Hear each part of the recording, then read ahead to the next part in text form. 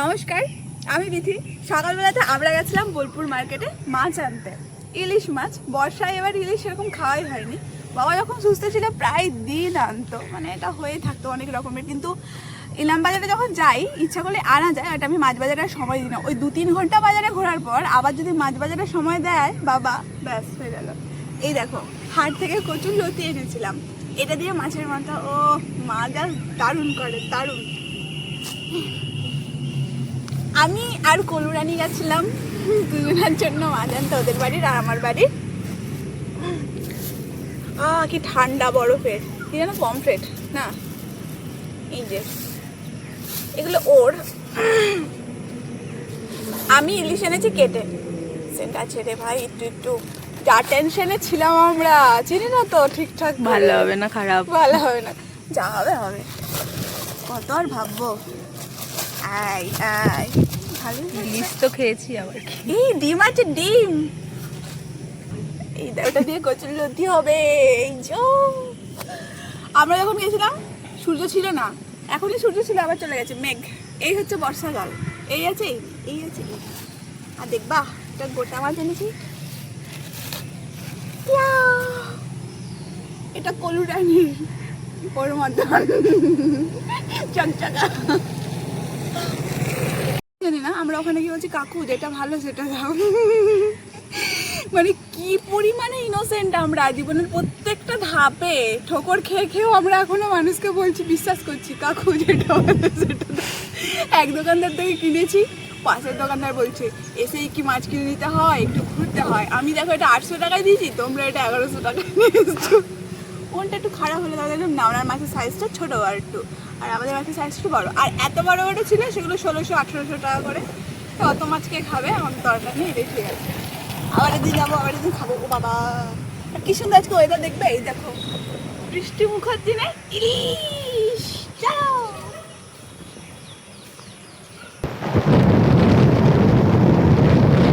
সাত সকালে উঠে আজকে আর বাজার আনতে যায়নি, গেছিলাম বোলপুরে ইলিশ আনতে।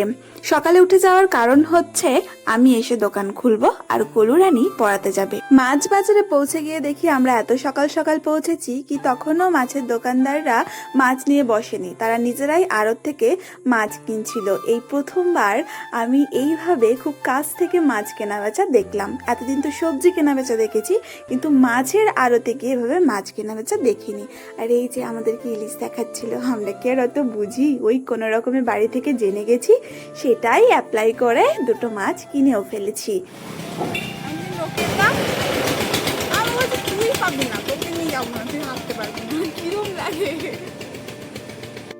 ফিরতি পথে আমরা চায়ের দোকান থেকে চা খেয়েছি। ওই সকাল সকাল বেরোবো আর একটু রিল্যাক্স করবো না, তা আবার হয় নাকি। আর অবশেষে গল্প করছিলাম, এই যে বর্ষাকালে ছাতু হয় আমাদের বাগানে, মানে বনে, সেখানে সকলে গেছে কিন্তু আমাকে কেউ নিয়ে যায়নি। সবাই বলেছে আমি নাকি হাঁটতে পারবো না। আর এই যে চললাম এবার দোকান খুলতে, মেঘলা মেঘলা আকাশ, চলো দোকানটা খুলে ফেলি।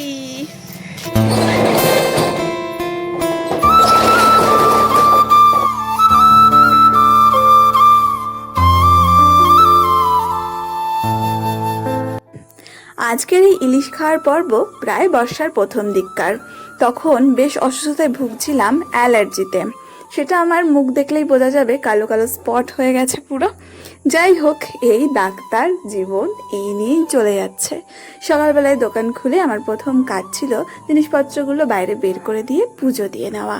সেটা করতেই চলে আসছে খদ্দের। ওই যে দোকান খুললে সবজি ভান্ডার যেই নামানো হয় অমনি খদ্দের চলে আসে। প্রত্যেকদিন বাজার করতে আমি যাই না, দোকানের মুদিখানা জিনিসপত্র তো এক্সট্রা তুলে রাখাই হয়, কিন্তু সবজির জন্য প্রায় দিন সকালবেলায় বাজার যেতে হয়। সেটাও আমি এক্সট্রা সবজি কিনে নিই এবং টাটকা দেখে কিনি, যেটা 2 দিন অন্তত থেকে যায়। আর যেগুলোকে পরের দিন ব্যবহার করি সেগুলোকে ঘরের মধ্যেই বস্তায় ভালো করে মুখবন্দি করে রেখে দিই। তাতে কি হয়, জিনিসটা অনেকটা টাটকা থেকে যায়। আর ইলিশ এনেছি, আর মা ইলিশ রান্নার সমস্ত কিছু জোগাড় করে নিচ্ছে। আমি এক পশলা বাড়িতে এসে উকি দিয়ে দেখে গেলাম কি কি করছে।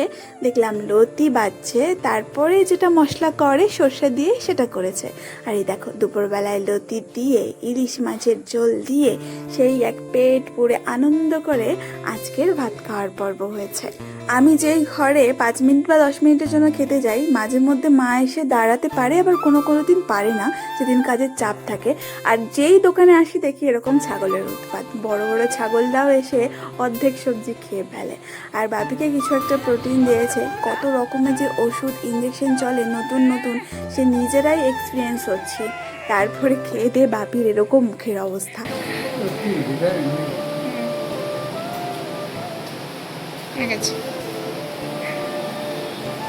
আর বাপির খাওয়া দাওয়া, ওষুধ খাওয়ানোর পর্ব, ওষুধ লাগানোর পর্ব সব বোনের দায়িত্বে।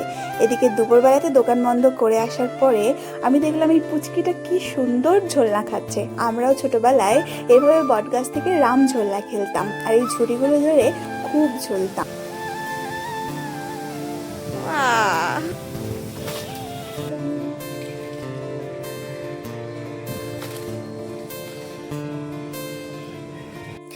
আর এটা কচি বটপাতা। কচি বটপাতা যখন মুচি ছাড়ছে, তখন এই ছোট্ট ছোট্ট যে পাতাগুলো আছে, এগুলো দিয়ে ছোটবেলায় নখ করতাম। সেই বড় বড় কি সুন্দর সুন্দর নখ, ওকেও আমি একটা করে দিয়েছি। ছোটবেলার স্মৃতিচারণা দেখেছ মোষ, কতদিন পরে দেখতে পেলাম। কত চোরকাটাও হয়েছে বাড়ির পাশের মাঠটাতে। এই বর্ষাকালে প্রকৃতির রং বদল করে, আকাশেরও রং বদল হয়, কখনো ঘন কালো, কখনো নীল, কখনো সাদা, কত রকমের। এদিকে রাত্রেবেলাতে আমি আবার বেরিয়েছি একটু খাওয়া দাওয়া করতে, আমাদের পাশে যেসব রেস্টুরেন্টগুলো আছে সেখানে। সন্ধেবেলা হলেই মনটা ছটপট করতে থাকে কোথাও বেরোনোর জন্য। সারাদিন তো দোকানে আমি থেকে যাই কোনো রকম, কিন্তু সন্ধ্যাবেলায় আর মন বসে না। আসলে ছোটবেলা থেকে এটা একটা হ্যাবিট যে বিকেলবেলায় ঘুম থেকে উঠে কোথাও একটা ঘুরতে যাওয়া, অন্তত বাড়ির চারপাশটা হলেও হয়। কিন্তু এত হেডেক থাকে, একটা শিডিউল হয়ে গেছে সকাল থেকে রাত অবধি, সেই একেবারে ঘিঞ্জি জীবনে ব্যস্ত। অবশেষে ভাই আর আমি এসেছি তাই ছোট্ট একটু সময় কাটাতে আর খাওয়া দাওয়া করে নিতে। শরীর খারাপ, আমি আর ওষুধ খাচ্ছি, এর জন্য আমি এলাম।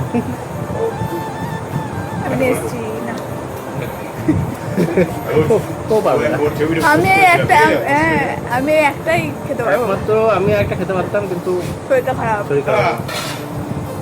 আমি ওষুধ খাচ্ছি, খেতেই পারবো না।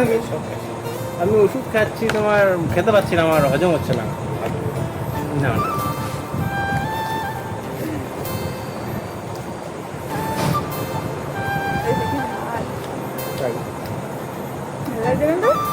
সচরাচর রেস্টুরেন্টের খাবারগুলোতে খুব একটা ঝাল ব্যাপারটা থাকে না, কিন্তু এখানে কিন্তু বেশ ঝাল ঝাল মুখরোচক ব্যাপার ছিল।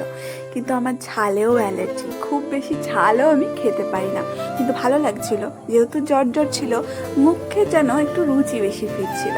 আর আমরা দুজন অসংখ্য গল্প করতে করতে খুব ভালো একটা টাইম কাটাচ্ছিলাম।